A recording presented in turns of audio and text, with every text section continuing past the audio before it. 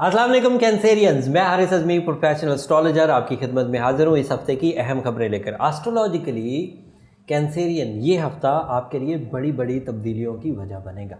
इस हफ्ते ये हफ़्ता वैसे 8 सितंबर से 14 सितंबर तक का है।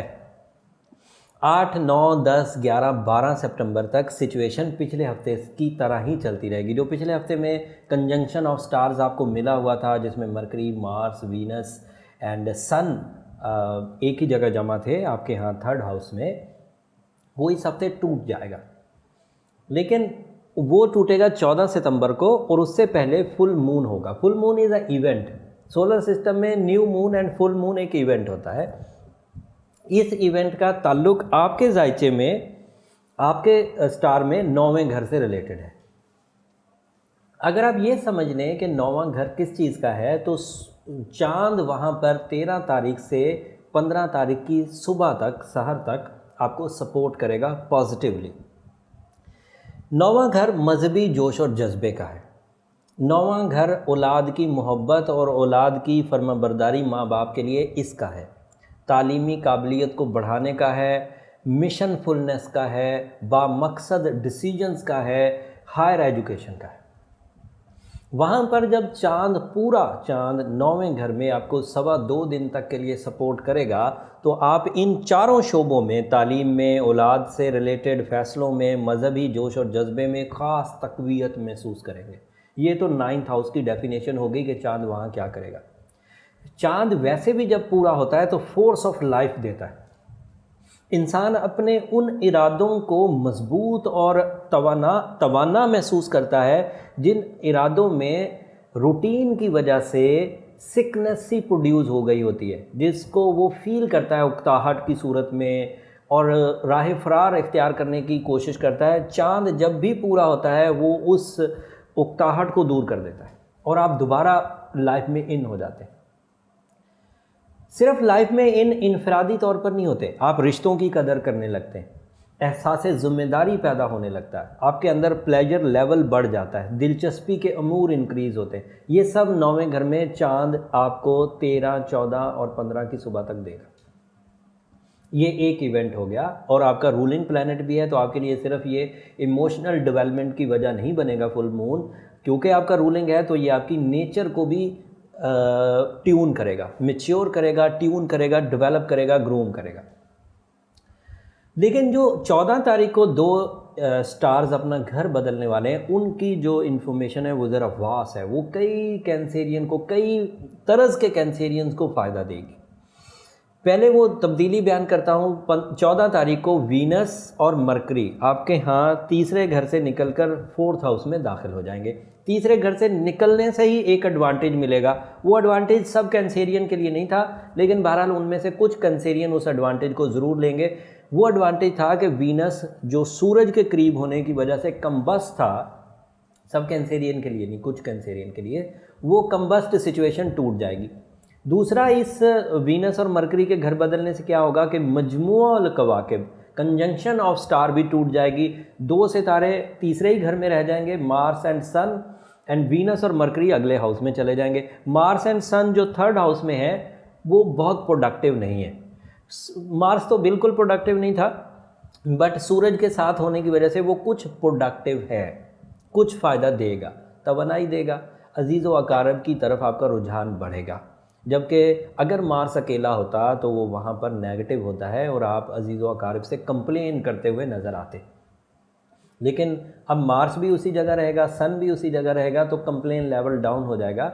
एंड मार्स के 3rd हाउस में होने और सन के 3rd हाउस में होने की वजह से आप थोड़ी एनर्जी, जिस्मानी तवानाई महसूस करेंगे। लेकिन वीनस जब 4थे घर में दाखिल होगा, मरकरी जब 4थे घर में 14 तारीख को दाखिल होंगे, तो ये अब आपके लिए एक नया सिनेरियो पैदा करेंगे, एक नया फेज़। इस 2-3 हफ्तों का, जब तक वीनस और मरकरी इधर ही हैं, 2-3 हफ्तों के लिए अब एक नई चेंज आपकी लाइफ में आने लगेगी। क्या चेंज आएगी? एक तो आप अपने रिलेशनशिप के जनरल स्टेटस से बाहर आएंगे और उस रिलेशनशिप को अपनी ज़िंदगी में और ज़्यादा डेवलप करने की कोशिश करेंगे। So relationship is not only your need at the moment, but relationship आपके यहाँ लग्जूरियस अचीवमेंट्स की वजह बनेगा। आप रिश्तेदारों को अपने लव वंस को सपोर्ट करने के लिए उनकी ज़िंदगी में सुख भरने की कोशिश करेंगे, और उसका जो फ़ायदा होगा वो खुशबख्ती की सूरत में, उनकी दुआओं की सूरत में, उनकी सपोर्ट की सूरत में, उनकी फर्माबरदारी की सूरत में आपकी ज़िंदगी में भी आएगा। वीनस चौथे घर में सिर्फ मोहब्बत और केयरिंग के ही एडवांटेज नहीं देता।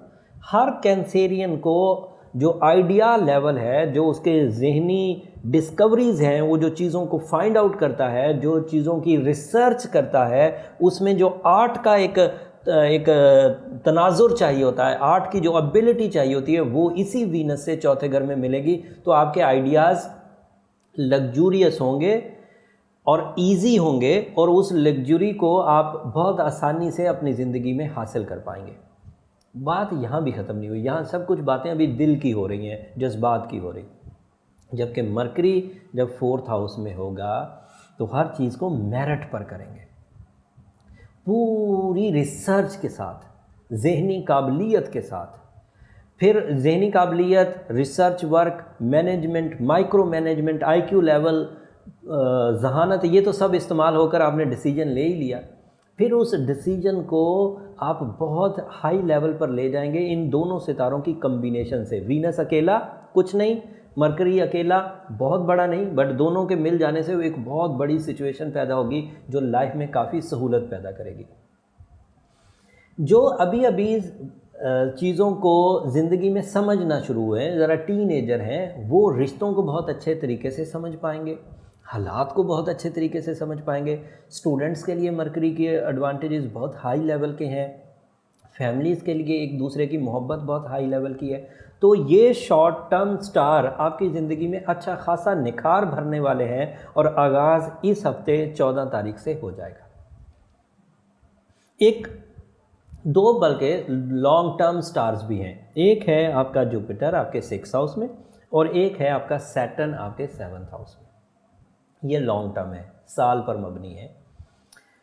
ये जितने भी मैंने दीगर सितारे बोले, मार्स एंड सन, ये एक महीने के हैं। मरकरी जो है ये 20 से 30 दिन का होता है। वीनस जो है ये भी एक महीने पर ही मबनी है। मार्स 60 दिन पर मबनी होता है, सॉरी। तो ये ज़्यादा से ज़्यादा 30 से 60 दिन के एडवांटेजेस हैं आपको जो मुयस्सर हैं। लेकिन जुपिटर 1 साल का है, जो 2 दिसंबर को आपके 6ठे घर से निकलकर 7th हाउस में दाखिल होगा। तो अभी वो पूरा साल तकरीबन 2 दिसंबर तक 6ठे ही घर में रहेगा। 6ठे घर में इसका ताल्लुक़ गवर्नमेंट से बनता है। 6ठे घर में इसका ताल्लुक़ बिजनेसमैन, बॉसेस, एडमिनिस्ट्रेटर्स एंड उस लेवल के, हाई लेवल के लोगों से बनता है। और 6ठे घर में ये आपको कानूनी मसाइल से भी बचाएगा। मतलब इसकी पॉजिटिविटी आपकी गुड लक बनकर आपको तोहमत से आज़ादी दिलाएगी, आपकी लैग पुलिंग, आपकी ऑपोजिशन कम होगी, आप बड़े बड़े डिसीजंस लेंगे, गवर्नमेंट से रिलेटेड इश्यूज़ रिजॉल्व होंगे, कानूनी पेचीदगियाँ रिजॉल्व होंगी। जुपिटर ऐसा ही करता रहेगा। बट सैटर्न जो आपके यहाँ 7th हाउस में है, ये 18 तारीख को डायरेक्ट होने जा रहा है। लेकिन ये 18 तारीख अगले हफ्ते में एग्जिस्ट करती है। अगले हफ्ते इस पे एक तफसीली वीडियो मैं आपके लिए बनाऊंगा। वीकली हॉरोस्कोप में अच्छे अंदाज से बयान करूंगा कि आपके यहाँ ये 7th हाउस में है तो क्या करेगा जब डायरेक्ट हो जाएगा। अभी तक तो रेट्रो चल रहा है, इस हफ्ते भी रेट्रो ही रहेगा। अगले हफ्ते ये इन्फॉर्मेशन काफ़ी इंपॉर्टेंट होने वाली है। शॉर्ट टर्म स्टार्स आपको कुछ दे रहे होंगे, लॉन्ग टर्म स्टार्स आपको थोड़ी स्टबन दे रहे होंगे। तो आपको समझकर चलना होगा कि आपको लॉन्ग टर्म स्टार्स को मैनेज कैसे करना है एंड शॉर्ट टर्म स्टार से फ़ायदा कैसे उठाना है। उसके लिए अगली वीडियो का इंतज़ार करिए, मैं आपकी पूरी तफसील से आपकी खिदमत में पेश करूँगा। तब तक के लिए इजाज़त दीजिए। जाते जाते मेरी 2 दरख्वास्तें हमेशा की तरह, एक तो मुझे अपनी दुआओं में ज़रूर याद रखिएगा। आपकी दुआएँ ही मेरी ज़िंदगी की असल प्रॉपर्टी हैं, उसी से मुझे ये सारी खुशियाँ मिलती हैं जब आप दुआ करते हैं। एंड दूसरा, चैनल को ज़रूर सब्सक्राइब करिएगा, उससे हमारी थोड़ी हौसला अफजाई हो जाती है और हमारे काम करने की जो कॉस्ट है वो निकल जाती है। सो अगले हफ्ते तक के लिए इजाज़त दीजिए। अल्लाह ने के बाद।